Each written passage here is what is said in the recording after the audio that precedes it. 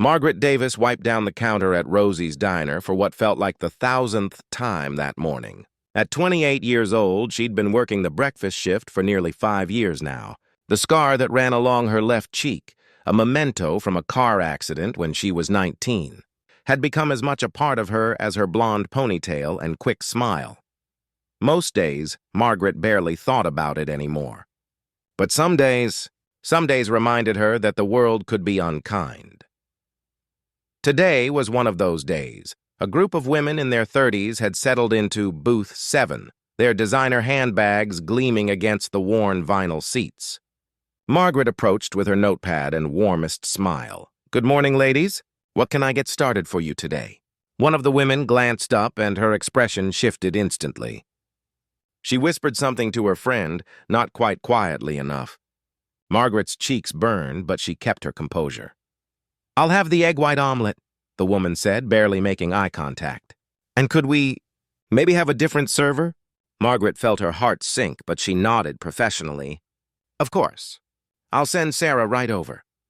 As she turned away, she heard the muffled laughter, the word "unfortunate" floating through the air like a cold wind. Margaret retreated to the kitchen, blinking back tears she refused to let fall. After all these years, you'd think it would hurt less. But somehow it never quite did. Tom Chen, the cook, looked up from the grill. At 62, he'd seen just about everything in his 40 years working restaurants. "Don't you pay them no mind, Maggie girl," he said gently. "Some folks never learn that beauty starts from the inside." Margaret smiled at him gratefully. "Thanks, Tom, I'm fine, really." But she wasn't fine. She slipped into the back office for a moment, pressing her cool hands against her warm cheeks. She thought about her grandmother's words, spoken so many times before she passed.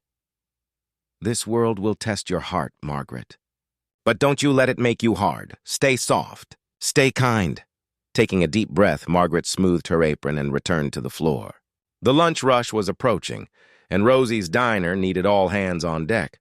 Around 1 o'clock, the bell above the door chimed. Margaret looked up to see a distinguished man in his late 50s entering alone.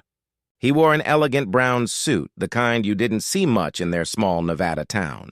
Everything about him spoke of success and refinement. Yet his eyes held a certain kindness as he surveyed the busy diner. "Sit anywhere you'd like." "Sir?"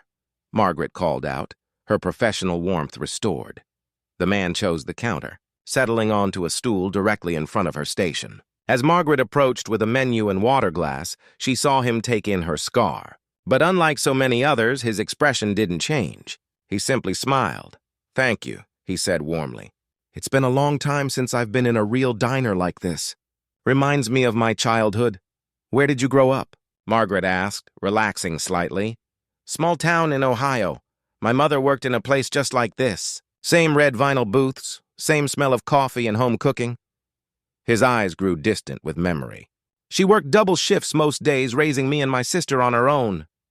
Margaret felt herself warming to this stranger. "Your mother sounds like a strong woman."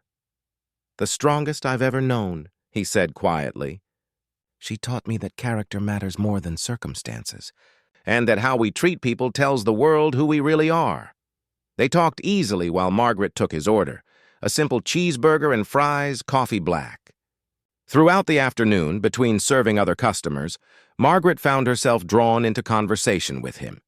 His name was Richard Morrison, and he was in town on business. "What brings you to Henderson?" Margaret asked while refilling his coffee. "I'm looking at some properties, actually. Thinking about investments, ways to give back to communities that remind me of where I came from." He paused, studying her thoughtfully. "Can I ask you something, Margaret?" He'd read her name tag earlier. Of course. That table over there. The women who asked for another server this morning. That wasn't the first time something like that has happened, is it? Margaret's hand stilled on the coffee pot. She considered deflecting, but something about Richard's gentle directness invited honesty. "No," she admitted quietly. "It's not the first time.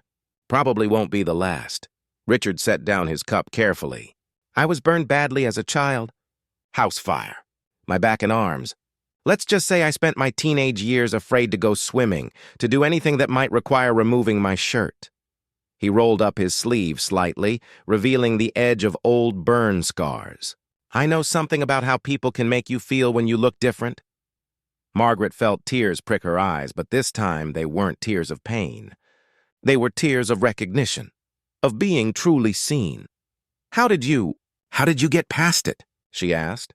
I realized that the people who mattered didn't care, and the people who cared didn't matter. Richard smiled gently. My mother used to say that scars are just proof that we survived something. They're medals of honor, not marks of shame. They talked for another hour. Richard told her about building his software company from nothing, about the people who believed in him and the ones who dismissed him. Margaret shared her dreams of maybe going back to school someday, of wanting to be a nurse but feeling like that ship had sailed. Dreams don't have expiration dates, Margaret, Richard said firmly. My mother didn't finish her nursing degree until she was 52, but she finished it. As the afternoon shift wound down, Richard paid his bill and left a generous tip. But before he left, he pulled a business card from his wallet. I've enjoyed our conversation more than you know, he said. I'm starting a foundation. Scholarships for people who want to pursue healthcare careers but need financial support. I'd like you to apply if you're interested. Margaret stared at the card, overwhelmed. I don't know what to say. Say you'll think about it. Say you'll remember that your worth isn't defined by the cruelty of strangers or the superficial judgments of people who don't matter.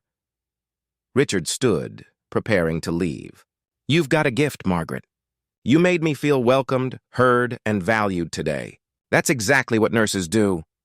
Just then, the door opened and the women from Booth 7 returned. One of them had apparently left her phone behind. As she passed the counter, she glanced at Richard, then at Margaret, her expression curious about what she'd missed. Richard turned to them with a polite smile. Excuse me, ladies. I couldn't help but overhear this morning that you found this young woman's service unsatisfactory. The women looked uncomfortable, suddenly realizing who might be addressing them. I just wanted you to know, Richard continued calmly, that Margaret here provided me with the finest service and most genuine human connection I've experienced in years of traveling. Whatever issues you had, I suspect they say far more about you than about her. He tipped his hat to Margaret, wished everyone a good day, and left. The women quickly retrieved the phone and hurried out, faces flushed. Tom Chen emerged from the kitchen, wiping his hands on his apron, a broad smile on his face. Well, I'll be damned, he chuckled. About time someone said what needed saying. Margaret stood there, still holding Richard's business card, feeling like the world had shifted slightly on its axis. Maybe not everyone saw the scar first. Maybe some people looked deeper. That evening, as Margaret locked up the diner, she noticed a rose lying on the hood of her car, a single red rose with a note tucked beneath it. The note read, For my mother, who taught me kindness. For every server who ever worked with dignity. And for you, Margaret, who reminded me why I do this work. The world needs more people like you. Please don't let it convince you otherwise. Or M. Margaret held that rose all the way home, and for the first time in years, she felt something shift inside her. Not the pain of rejection, but the warmth of recognition. Not the sting of being seen as different, but the comfort of being truly seen. She applied for Richard's scholarship program that very night.